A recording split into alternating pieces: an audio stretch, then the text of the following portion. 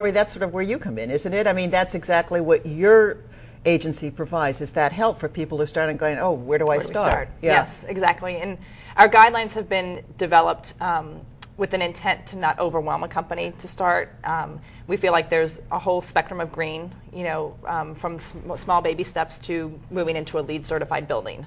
And even if people make some of the small, subtle changes, they will have an impact, and cumulatively they can have a big impact. So we're trying to enable people to get on the green spectrum and make some changes, but not at the expense of totally disrupting their business or their home. I will throw this out to all three of you, but I would assume the initial step is going to be recycling. That seems to be the most obvious, the most logical, and the most easily understood. But I'm questioning, maybe it's not. Is it?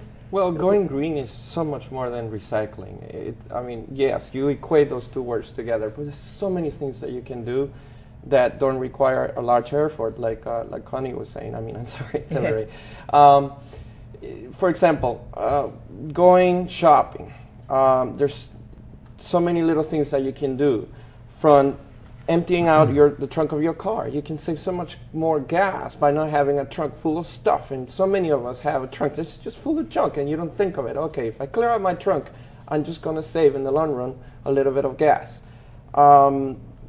Put a few errands together. I like to do that. I love to do that. I love to go to the dry cleaner, this and this and this other store, and I do it all in one run. So you just make one trip and come back. There's just so many little things that you can do, little baby steps that are more than just recycling and that don't require a major change. And I think, Alex, when we were talking earlier, you said that actually recycling, as important as it is really a minor part of the problem. When you look at the big picture, yes, on the again, this is as I've self-educated myself in this process, we've looked at that the greatest impact is your energy, your natural resources, your fuel. That's where if you can reduce that, then you're making a greater impact on your environment. Recycling, obviously, like you mentioned, it is the most tangible, the most high impact in an institution. It's visible. It involves people.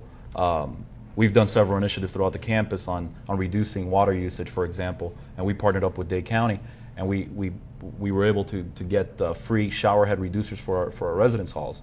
We installed those. Although a lot of people don't see it, we know that we're reducing water for our students and their use. So those impacts are obviously big as well. There are also things like just unplugging appliances or fax machines that when you're not using them. People don't realize. First, we try to get people to turn things off. Don't leave your computer monitor on overnight.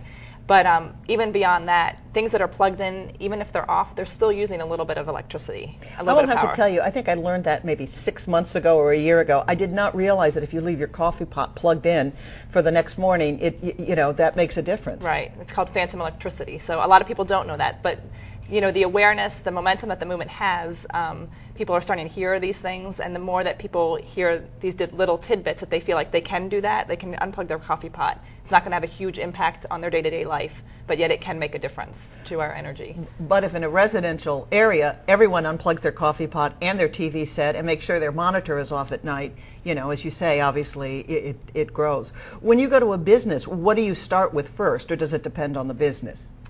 For the most part, it depends on the business, because some businesses are already doing some of these things, and some have not, don't even know where to start. But we start with typically the recycling, the printing and copying, things double-sided, use more electronic e-fax, send emails versus having to print everything out. And then the unplugging. Unplugging or setting your monitors to hibernate. There's different energy-saving modes that a business can be in that a lot of times they're not aware of, that, again, will make a difference. Is the county doing that as well? Or yes. Have you advised, all the departments that you have and all of the people, unplug your machines before you go home at night? Well, the county has a resource conservation committee, which is a county-wide committee that has membership from each department, and they meet every month, and they are working together on the types of initiatives that they can be doing. From department to department, from the printing department, GSA, the airport. They just recently announced this huge amount of progress that they've been doing as far as going green.